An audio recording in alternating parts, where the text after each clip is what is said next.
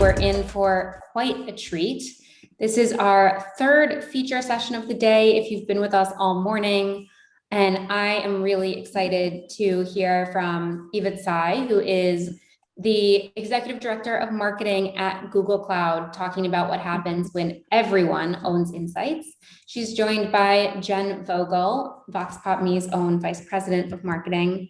They're going to have a little chat for all of you. Just quick housekeeping, if this is the first feature that you've tuned into, we're going with a little bit of a different format this year, obviously being in a Zoom meeting versus Zoom webinar. Everyone's already muted on their mics, so don't worry about that. But if you do want to chit chat, and please do, we've had some really, really cool conversations happening in the chat, talk in the chat to one another.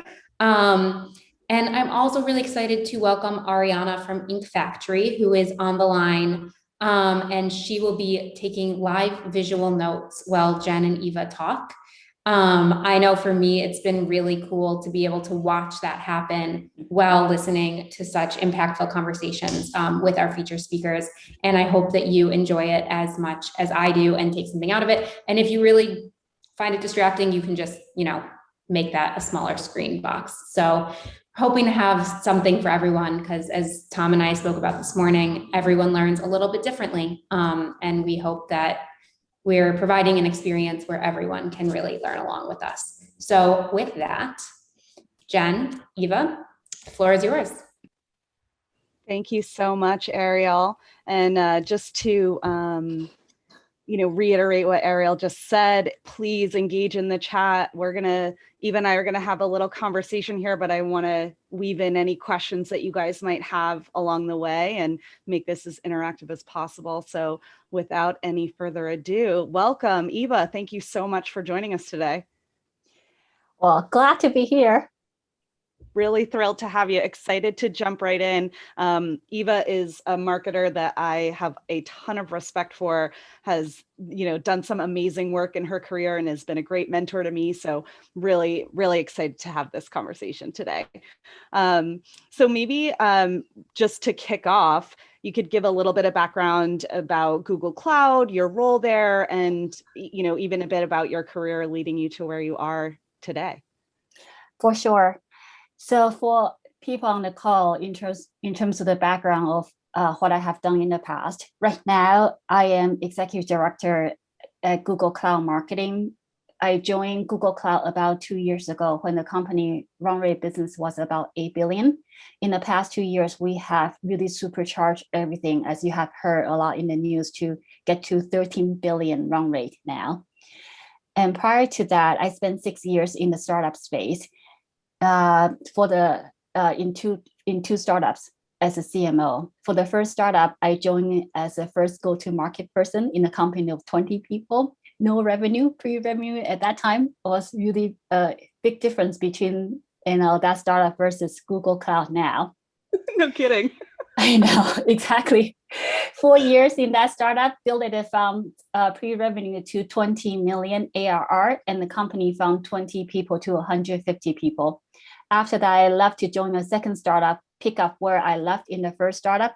So the company had about 150 to 300 people, and then revenue from 20 million ARR to 50 million ARR. So total, my startup journey was, really from pre-revenue to 300 plus people and 50 million in ARR. And prior to the startup, for 6 years that I was in at Citrix, helping the company, again, similar to the journey I'm now at Google Cloud, helping them to increase their annual revenue from 2 billion run rate business to 5 billion. So when I look at everything from the customer insights perspective, I would say I tend to have both big company, Fortune 500 company, the biggest of the biggest, as well as smallest of the smallest. That's so interesting. It's such a wide range of experience. And I guess what would you say is the biggest difference between that startup pre-revenue and the big Fortune company, and the biggest similarity? I wanted to say off the record, but now I'm sharing with all of you that for the first startup, the first 1 year I was there, I honestly thought that I made the biggest mistake in my career. just coming from Fortune 500 company, that I have a team, and then everything, all the structure process, and then all of a sudden being thrown to this whole environment that I have to do everything. In fact, I remember that when I first joined that first startup, it was right before the Christmas vacation, and we're going to have a sales kickoff in January. So we had to get all our Salesforce.com configuration ready, and yet with a startup, we didn't have any money, right? Just the way it was.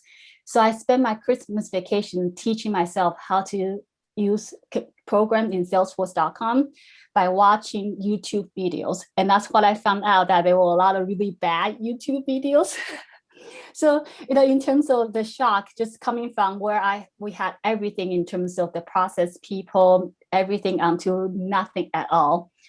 In terms of similarity, I think that what I have always been drawn to is this whole spirit of innovation. Wherever you are, whether it's in the big company or even Google Cloud or smallest company or whatever it is, it's this ability to push the envelope, never settle for the status quo. And that's what I truly love about what I do every day. I love hearing that growth mindset can kind of happen in the smallest companies or the biggest companies. It's just making sure you're kind of in the place with that kind of culture where it's embodying that. So, you and I have had conversations in the past about how everyone needs to own customer insights, and like how is that even possible? And what do you mean by that? Truly, when I think about everybody owns insight, I meant that everybody. In this day and age, I don't see how anybody cannot think about customer insights, because it's really bread and butter of what you do, and then the core DNA in terms of what's going to enable you to succeed. From there, just going through some of the departments or functions I can think of. If you are in brand, oftentimes you think about mindshare, customer references, and all that. So therefore, you have to think about customer insights in order to really piece together the awareness stories and then anything that customers would like to see. If you're on the product marketing side, oftentimes when I think about product marketing, is really try to figure out how do you do why, why did you want to buy this product? What are you selling to your customers? Who the personas, industries, and solutions? And then I will challenge anybody to say that they don't need customer insights for doing any of that. And then coming down to other functions, like, for the rest of the demand gen for marketing, sales, partners, customer success team, the whole key KPIs are sourcing demand, acquiring revenue, and oftentimes in a lot of companies, not only doing that, but landing, expanding, cross-selling, and upselling. Again, customer insights are critical to everything that we do there. And even comes down to the systems end, that with system, because nowadays that we are in this whole digital age, right? In terms of with digital transformation. So therefore, we need this true fundamental technology foundation in order to empower customer insights. So when you go through every single function out there, I truly believe that every one of us is the owner of customer insight and need to make this as a core competency of what we do every day. Yeah.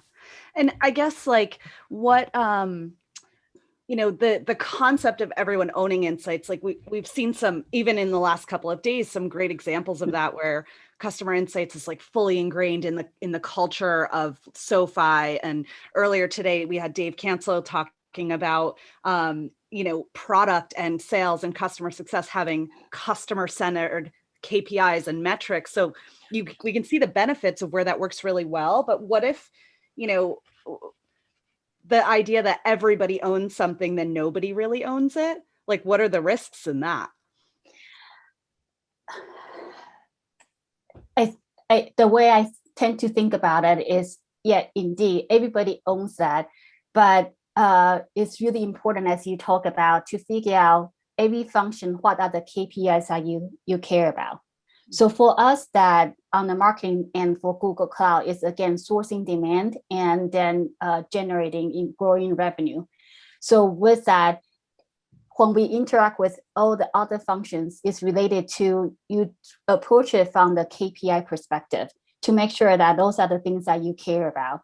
And specifically for Google Cloud, the way we do it is that every single year, as part of the yearly planning process, that we'll have what we call OKR.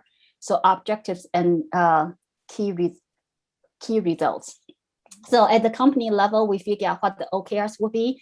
And then for all the functions, we will then do a top-down OKR laddering all the way up and down. So everybody's KPIs and OKRs are interlocked. From there, you have the key results that you have to hit for your function for not only the annual goals, but also quarterly goals and monthly goals. So when you think about how to approach the insights and then the plan that you wanted to execute on, you really have to think about the KPI perspective. So the marketing KPIs will be different from the customer references API and will also be different from the sales API. So therefore, you initiate projects specific to your KPI rather than say, well, I own customer insights, so everybody has to go through me and nobody owns anything, right? If that makes sense. Yeah, totally makes sense. So I mean, you've already this is going to be my next question, but you've already sort of alluded to it. Like, how do you start? It sounds like it really does need to start at the top, but why is it necessary that everyone has some level of ownership around customer insights? So given that we truly embrace customer insights and it's something that we own, it's embedded into a core competency of what we do. What we are doing at Google Cloud is that we are investing a whole lot to this whole technology foundation I talk about. So try to actually figure out our tech stack, right? Focusing on the foundational data sources, insights, and technology. There's a whole lot of the good technologies out there that you could invest in, or perhaps some of the data sources due to privacy concerns and know that you would like to develop or somehow piece together in-house.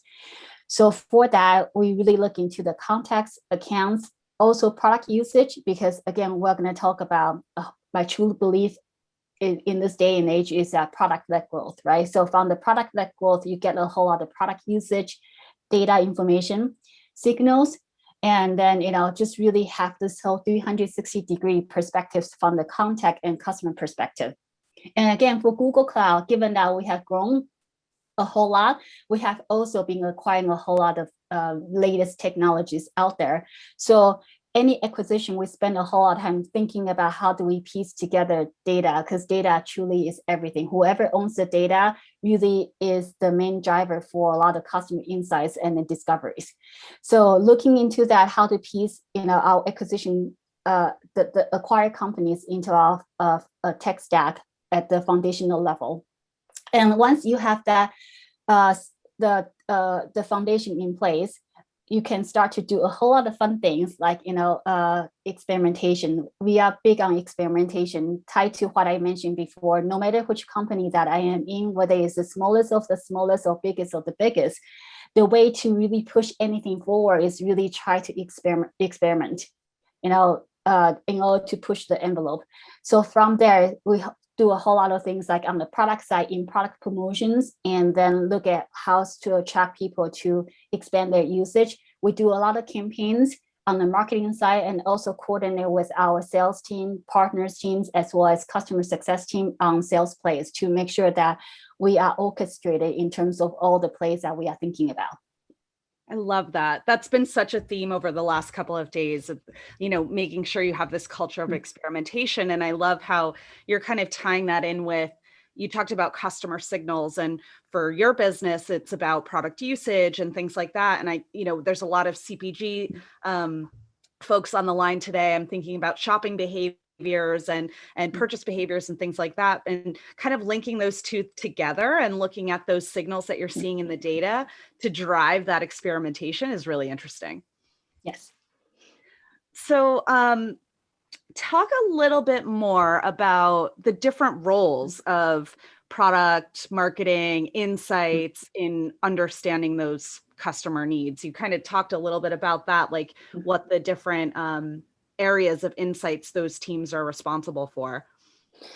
Yes. So when I think about company at the highest level, truly that a company is thinking about product market fit, right? Every company that's product based, that the most important thing is trying to figure out how do you achieve that product market fit through different evolutions, different experiments. And then from that top level, you then have different departments that's working together in order to get there. when I think about marketing, I would say that marketing's main objectives are to really lead customers through this whole journey from awareness, consideration, evaluation of the product. And on the product side, it's really the team that's thinking about how do you design and develop product to achieve the product market fit. And then you have sales, of course, without the customer insights, then you will never be able to generate the revenue that you need. For the customer success team, for Google Cloud, we made a big deal to make sure that we staff up the customer success team. This is a brand new function that we started 2 years ago. And then part of the reason we do that is that we truly believe that you need to give your customers the tender, loving care they need, just to really understand what they need, what they are dealing with it every day from their perspectives, from really from what they do every day. So in order to understand their insights and needs. So from that, you get to see that every function is trying to leverage customer insights for the goals that the function is supposed to do in order to achieve this whole, holy grail product market fit. And then, tying everything together is that given that we are in this whole SaaS world, digital transformation cloud world, that once you have all these companies all coordinated and you have a good technology foundation that we talk about, you can do a whole lot of fun things with the digital transformation. And again, what we talk about experimentation is key for innovation and then to really advancing your understanding of the customer insights. And then that really leads to a whole lot of product-led growth that people have been talking about. Yeah, 100%. And I'm recalling another conversation we had not long ago where you were kind of sharing with me a little bit about just as you were talking about the product development and understanding the customer needs from their perspective, you guys have a really interesting, at Google Cloud have a really interesting culture in terms of diversity and ensuring that your teams are reflective of your customers, which I think is amazing. If you could maybe tell us a little bit about that. Yeah, one of the things I really enjoy at Google Cloud, there's so many things, right? Part of the reason that's drawing me to Google Cloud is that it, by and large, is really a startup culture. And we oftentimes say that we are the world's largest startup, even at 13 billion run rate business, and it still feels that way. That every day is as chaotic as ever. And it's just things are changing so fast, things are in flux so much, there's so much to do. And what I really appreciate about it is that Google emphasizes a whole lot on the culture side as well, not only on the technology innovation, but also culture. And with this whole DEI effort that everybody is talking about, that top down, we have this whole DEI KPIs again, because Google is very, very metrics driven. So therefore that in terms of your DEI effort and then results, they are incorporated into everybody's performance review. So then if somehow a particular department doesn't hit their DEI KPI, then performance is going to be held back accordingly. So what is really interesting is that in some of the other companies I've been to, that DEI is more of an add-on. Oftentimes people will talk about, those are the main things we need to work on. And yet, the DEI culture is something that we wanted to do on top of that. But at Google, we treat that as part of the main work pillars that we need to focus on. So not only is that incorporated into our annual performance review in everything we do, but I also found it equally inspiring is that we extend that to all the external vendors that we work with. So on the marketing side, when we evaluate the vendors, we make sure that we look at their DEI scorecard. And then, based on their scorecard and results, we prioritize our engagements with them. So therefore, it's like really part of the evaluation criteria that we have in terms of vendor selection. And it's really reflecting our strong belief that, that in order to make the best insight, the best product, that you need to have a diverse perspectives, not just from like a particular demographic, but all the demographic that you serve in the world. Yeah, totally. And, it really shows up in the product development and the launches that you have internally, a very, well-rounded perspective that your products are going to meet the needs of your customers. And I can't remember who the company was, but you told me a story about somebody who released something. Was it YouTube? And that it didn't work for people who were left-handed or something like that? Yeah. So one thing I actually, this whole DEI really hit home with me that when YouTube first got released, that our engineers were really surprised. Turned out there's a large portion of the uploaded videos that was actually upside down. And then they were like, what happened to it, right?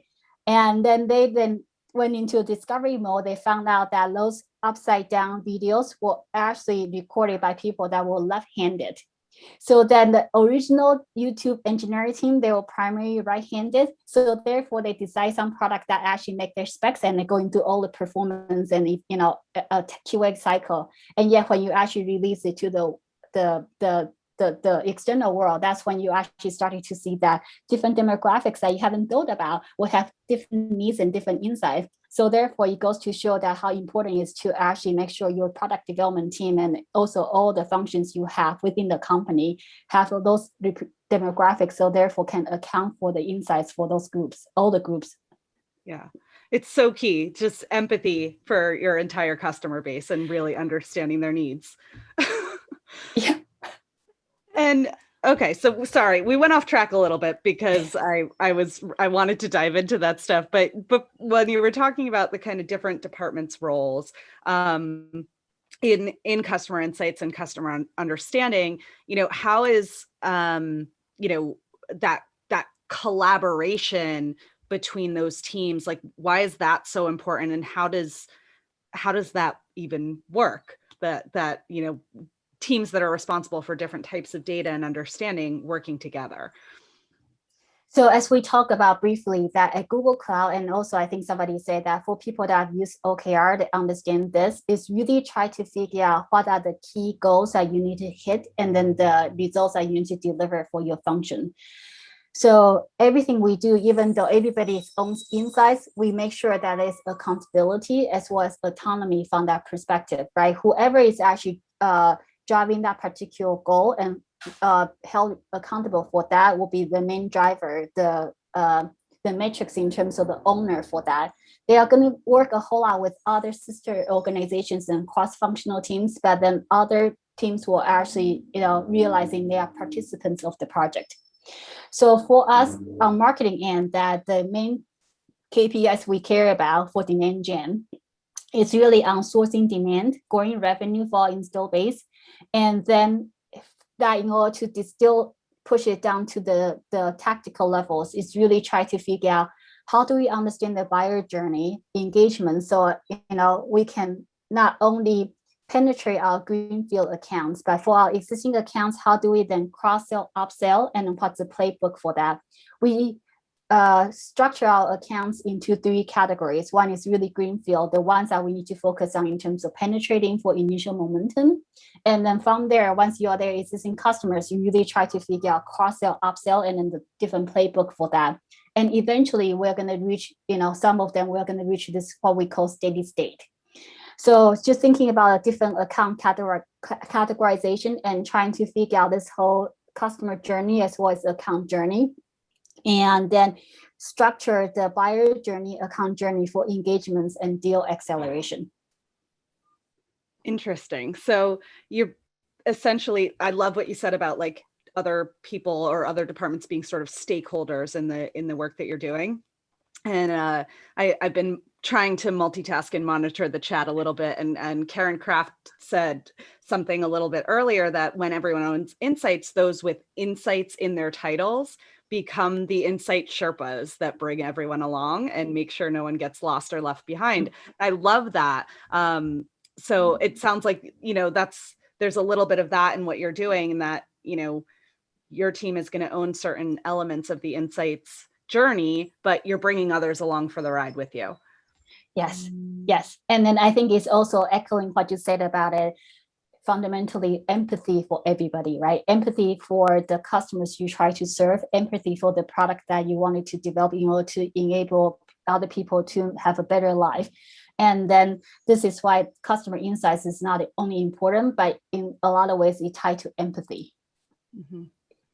Totally. I love that. And so how does your team specifically collaborate with the insights function at Google? Earlier, or a lot yesterday, we spoke to companies who don't have insights function. So it's being run by marketing, which is a very interesting conversation, a little controversial, but obviously Google is a much larger company. So how does your team collaborate with insights? So at Google, we don't have a specific function called insights either. It's truly that what we talk about, that we have that embedding every function. So marketing will own part of the insights that we need for the marketing KPIs. And partner sales will actually own the insights that needed for the KPIs. And then customer success team will also own the insights needed for their KPI. So we don't have this whole insight function, but it doesn't mean we don't have it. It's because we believe so much of it that we embed it into all the organization we have and have specific people within those organizations to carry the torch and make sure that it's, spread across. Yeah.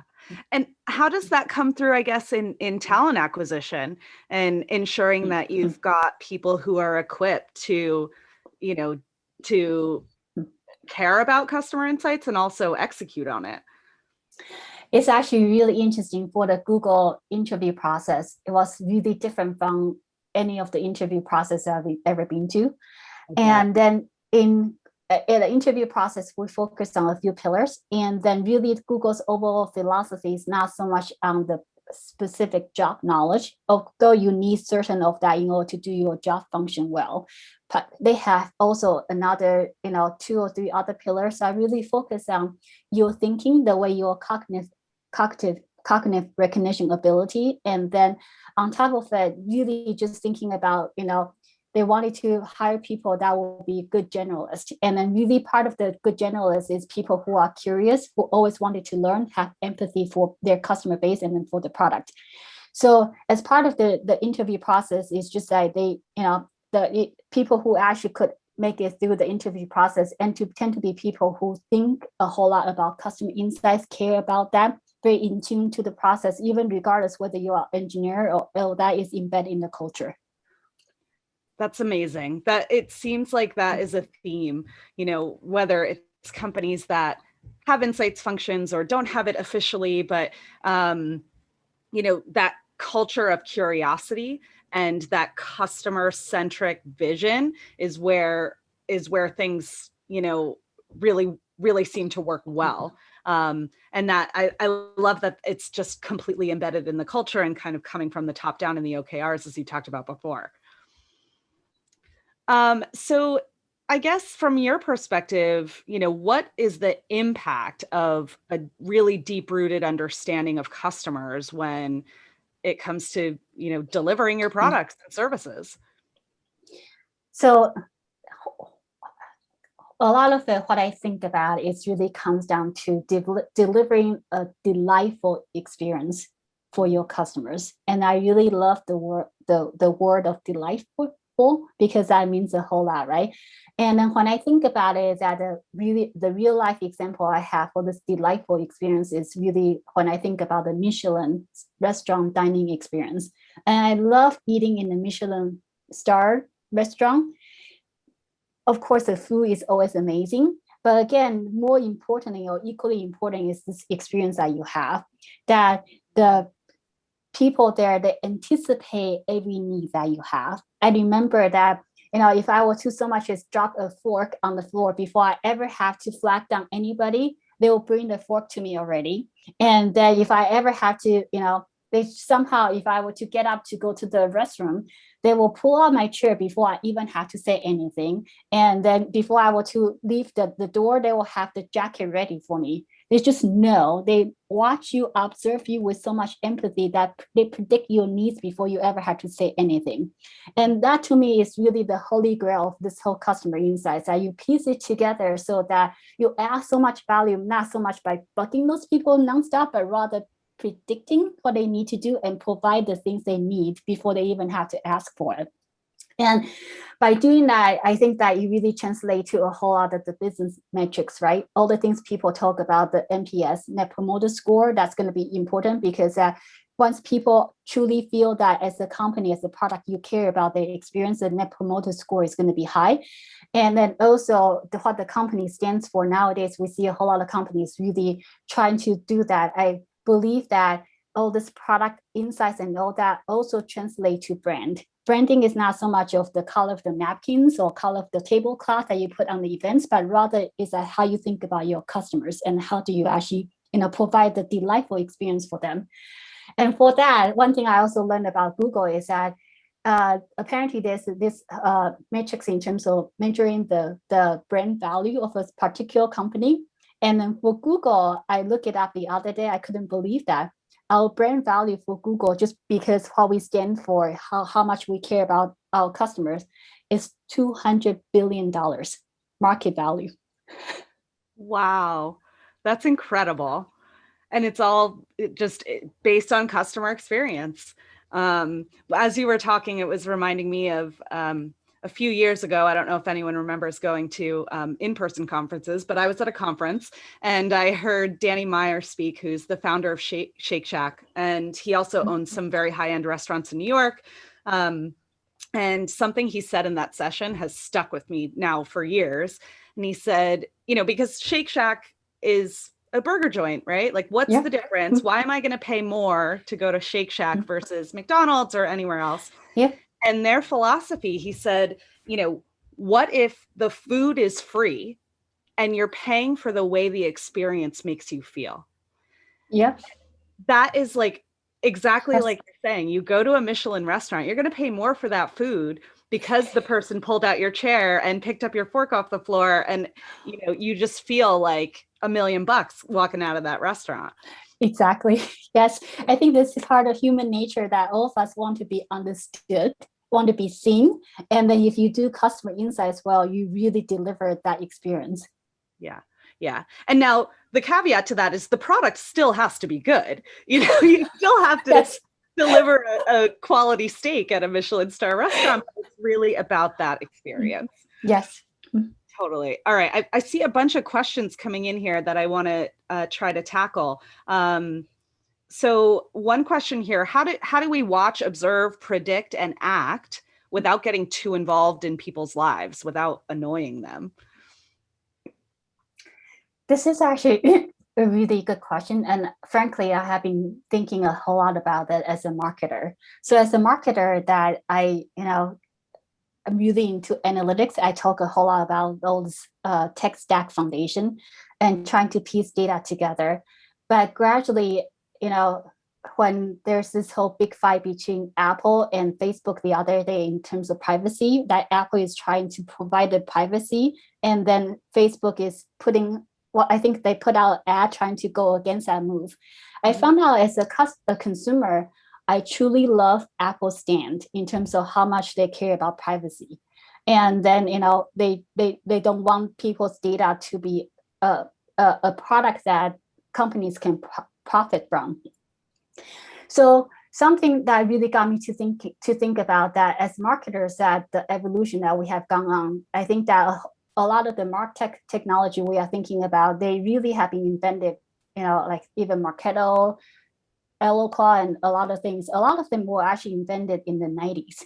And then back then, there was no such thing about privacy or security. People like go at it, right? As soon as you can actually get the data piece together, you can actually predict and all that. But nowadays that we have all been doing this for a while, like 20, 15 years in, and then we truly realize that we want to own our data. We don't want our data to be, passed around without our knowing. So I actually think there's probably time for marketing to think about how do we as marketers can provide delightful experience without becoming creepy or Big Brother like. And then there are a lot of new technologies out there. I think Google is trying to figure out a way not to use a specific cookie to actually track a person's behavior, but trying to weave together some of the buckets of the users, right? Based on this particular demographic, based on this pattern, that you actually belong into some sort of bucket. And this bucket more likely will be doing this. So therefore, taking all the personalized PII information, personal identified information that people care about, and trying to group people into some sort of buckets again, thinking about diversity and all that. So you have to think about AI weeding out some of the biases. But I do think that, to make it delightful, not only do we need to get the data, but also think about how do we use and manifest the data in a very thoughtful manner. Yeah, 100%. Another question here is about curiosity. We talked about that being a requirement in the culture of Google. Can you talk a bit more about what that means in the context of the types of people that Google looks for to hire? Additional context here. Curious about what? Everything can seem interesting when you're a curious person. That's a good point. Yeah. So we'll talk about Google, and before then talk about the book I finished reading last week. Is the book I read was this thing called The Code Breaker. Is about gene editing, and then that was this whole discovery that was that won the Nobel Prize for chemistry last year, 2020, about how can we edit genes now. And I was never into biochemistry before because I was more on the computer side, the bits and then the digital transformation. And I didn't realize that our world has shifted to the point that we can actually now do gene editing, right? And then the author ended the book by saying that curiosity is one of the most important human attributes because it actually continue to make sure we push the envelope, advance the frontier, and also key to our survival.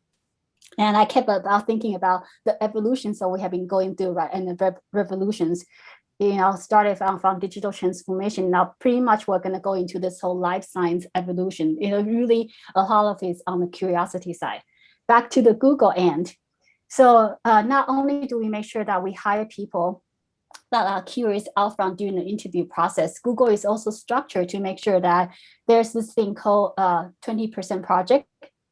So everybody can and should and encourage to be working on 20% project. And then our job board is filled with not only the full-time positions, but also 20% projects. Yeah, I love that. I don't know. Oh, go ahead. Keep going. Not only do we have 20% project, we also have this thing called bungee assignment. So then a department could actually have a bungee assignment. Oftentimes it's for somebody that wants to take a leave or sabbatical, to take a break. So then they will have a bungee assignment for 3 to 6 months, and you can rotate somebody from, one department to another to work on the bungee assignment full time. Oh, that's really cool. That I wasn't familiar with.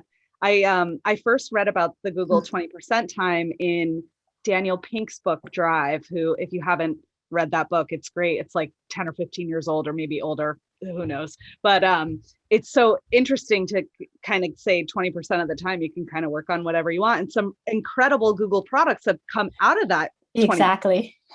Like, I think Gmail is one of them, isn't it? Yes, it is. Yeah. It's incredible. There's some questions about that actually, like how do the 20% projects work? Oops, I just lost it. With people's bandwidth and growth goals, and like, how do you give people space for that 20%? I think that, so as a manager, one of the guiding principles I have is that on my personal end, I always wanted to work myself out of my current job in 2 or 3 years from time, and then another thing in terms of the people I manage is that I wanted to make sure that not so much of guaranteed job security, because in this day and age, things change all the time, but rather make sure that they are so much closer to the ideal job that they wanted to have, like really the skill set they need to pursue. And then frankly, that's the best way to keep the best talent. Always thinking about, the people's next job, next job, where they need to get to. And then how did you as a manager to develop them to get them that much closer to their ideal job? So from the retention perspective, yeah, this whole 20% project is amazing because that's one of the tools you can have. In fact, one of persons on my team right now is currently pursuing 20% project, and I just had a meeting with him, and I was so happy that he found that project. And we know that from where he is now till where he wants to go for his next job is probably about a year from now. And this whole 20% project, he may have to do it for multiple departments in order to have enough of the skill set to transition to this job he has. Well, so that's about a year whole thing. But then I know the other 80%, he's going to be so charged up by knowing that he's progressing on his ideal path to get where he wants to. So I will get full of him for the other 80% of his time. Love that. And there is an element of like that the culture of employee centricity actually feeds in really well with the culture of customer centricity. You've got, you're supporting your employees, you're giving them space to create and to grow in their careers and incentivizing them to, do things with the customer at the heart of everything that they're doing. I truly believe that too. I think that it's really difficult to expect your company and team to have empathy for customers when the customers and employees that are developing the product don't feel that they are taken care of. There's no trust, there's no safety net, and then they are not growing. But if you actually provide this really nice environment to nurture them and feel that there's a safety net, they are well taken off, people really care about each other, gradually and slowly, organically, that they will also extend that to customers. It just comes very naturally. It's part of this empathy, thing. Amazing. Well, we are just getting to the tail end of our time here. I want to thank you so much for joining us today. This was an amazing conversation. I really appreciate your insights and your expertise. So thank you so much, Eva. Likewise, glad to be here. Thank you.